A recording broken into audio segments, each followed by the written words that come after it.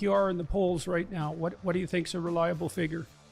Yeah, so we don't do any internal polling. We don't do that. We don't believe in that. I'm looking at the public polls, and we are between 7% nationally to 11, 12% nationally.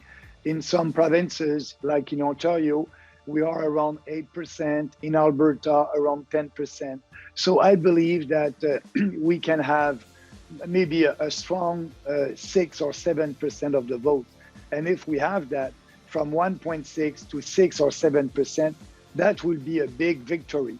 If we have that score, we will have more votes than the Green Party of Canada, because since the beginning of that campaign, the Green Party is around 3 and 4%. And us, we started that campaign at 1.6, and now we are around 6, 7, and maybe 12. So we'll be able to do better than the Green, and maybe do better than the Bloc Québécois, that is a regional political party only in Quebec. They're at 6% in the polls. So the mainstream media and the political elites will have to speak about us and engage with us about our ideas. So that will be the beginning for us of a new step, and another step for the growth of our party, because this party is there for the long term, and we won't merge with any party. We will always fight for what we believe and pushing our ideas, because like I said, we are doing politics differently, and it's not a slogan, it's a reality. Usually when you're a politician, you will speak about a subject when maybe 38%, 35% of the population is on that side, because your goal is to have a majority. And you'll start to speak about it and hope that you'll have 50% on one subject. For us, that's not important. We are doing politics based on ideas, and we believe that we have the best ideas, like I said.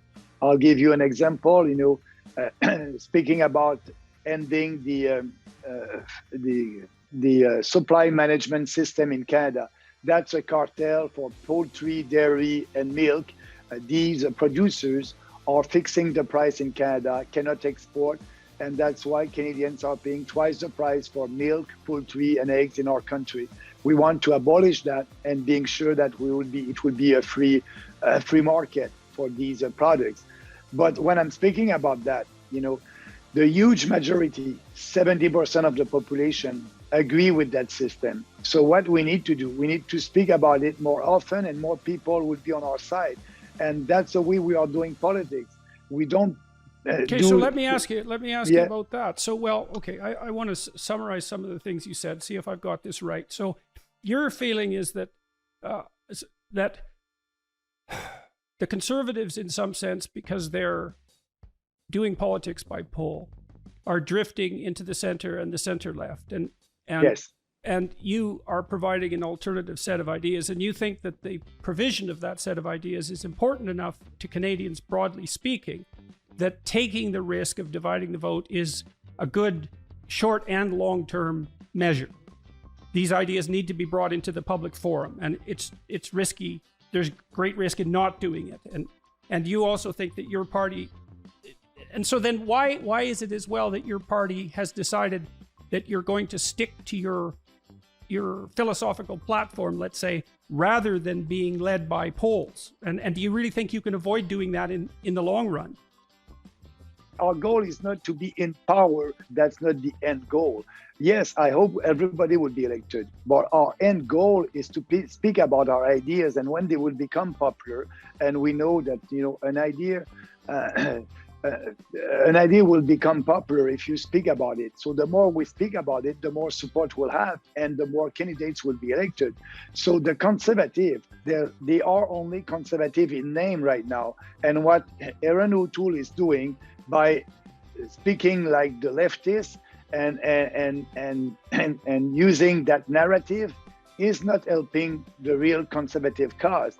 And O'Toole is not speaking about that because it is not popular today. We are in a socialist era in Canada and in other countries. So if your main goal is to be in government, you will, there's about 60% of the populations in Canada that are leftist. So that's why the conservative is going to the left, because their only goal is to be in government. Our goal is not to be in government. I hope a day I'll be prime minister, but I'm realistic. Our goal is to have increase our percentage of the vote, to have some candidates that will be elected this election, and growing our support. And the next election will be more powerful, will be more candidates. And that's why our electoral campaign for this election, our electoral platform for this election is the same one than the last election in 2019, and it will be the same one in 2022 or at the next election, because why do you think these ideas are so important that so Canadians are going to often vote to throw someone out rather than to bring someone in, let's say, and maybe often that's how democracies function, and it's hard to say whether that's a good thing or a bad thing. That isn't what you're doing precisely. You're trying to bring these ideas into a wider public forum.